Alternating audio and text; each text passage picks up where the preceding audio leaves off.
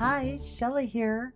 For this week's project, I'm working in my art journal and I'm starting out with some map pages and then I'll glue them down with some Mod Podge that I've watered down a little bit, which I think makes it behave better.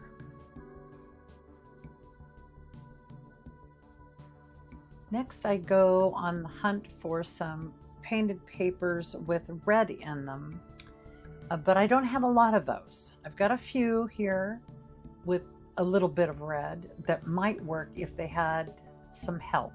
So I'm just taking some red paint, adding a little water to a cup, then add a little glaze to these papers.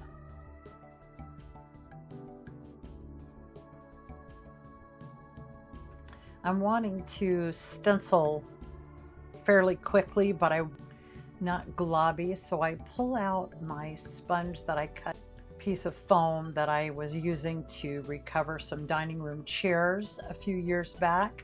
It's very dense compared to my other sponges and I can cover more ground faster and get a nicer transfer.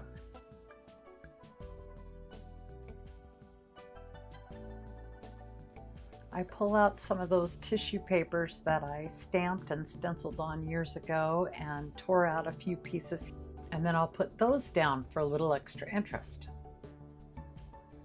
Once my page is dry, I can start adding some paint, and I want to do a neutral background today, so I'm just using a little, I think this is khaki and some off-white.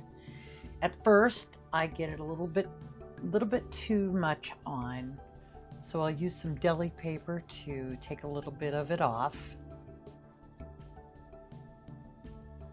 and then I'll play around till I get to what I think is the sweet spot.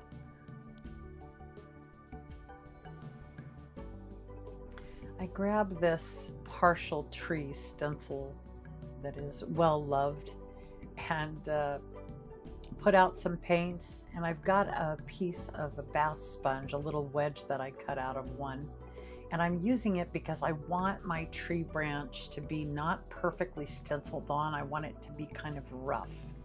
So I'm just adding the three colors here from my background, smushing in between my paper towels, and then going back in till I have a full kind of a side of a tree. I don't know why I always come in from the right side of my page to do this, my trees.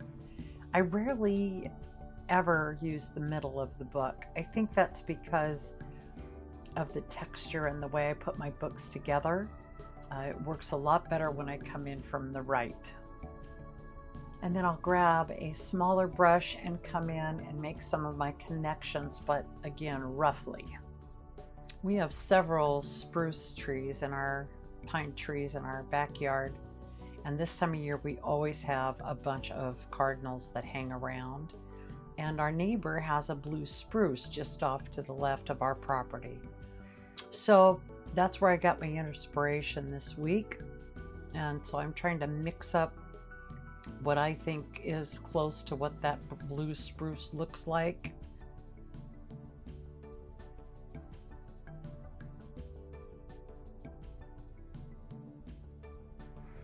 I switch my bath sponge wedge out to a makeup sponge just to help me get a little better transfer. I still want it to be rough. I'm not going to make my connections, not hooking everything together. I just want it to kind of be a rough pine tree look.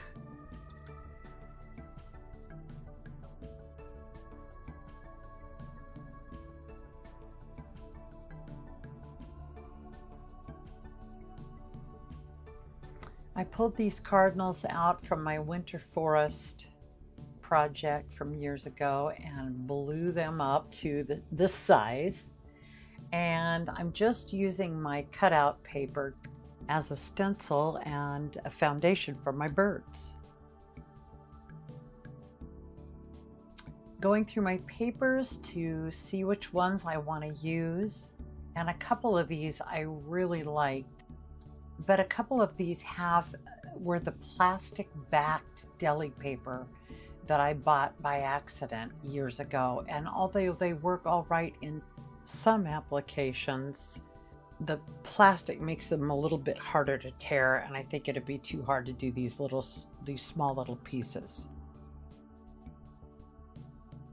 I also decided that I want my beaks to be yellow, so I went and pulled out some yellow papers to use for that I'm not going to make you watch me tear those into little pieces, and also some blacks or dark gray for the around the head where the cardinals are dark. I decided to start with the yellow and then move on to the head and body. I'm trying to use a good mix of papers as I go through the body, but I'm leaving the ones that have a little bit more blue and a couple other little colors that I'm going to use those on the chest. So there's a little distinction from the body of the cardinal to the belly, if you will.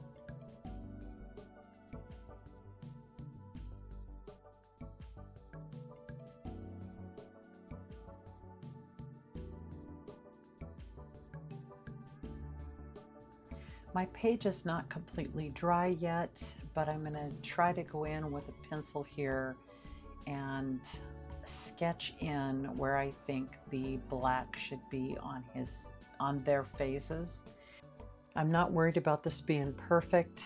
I want it to be rough and artsy looking today. The male cardinal always looks a little bit angry to me, or fierce. And maybe it's because when two male cardinals are within the same proximity of each other, maybe they are making sure the other guy knows he's tough. These are the things I think about when I watch these birds out in my backyard.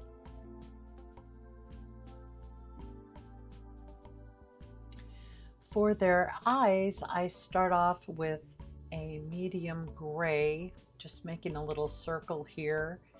And then once I dry those just a little bit, I'll come back in with some dark gray centers and then a little bit of white to add that glimmer of life in. And then I'll go in with a little bit of red here and there where I missed a spot or got a little too much white on the edge of one of my papers, and touch those up.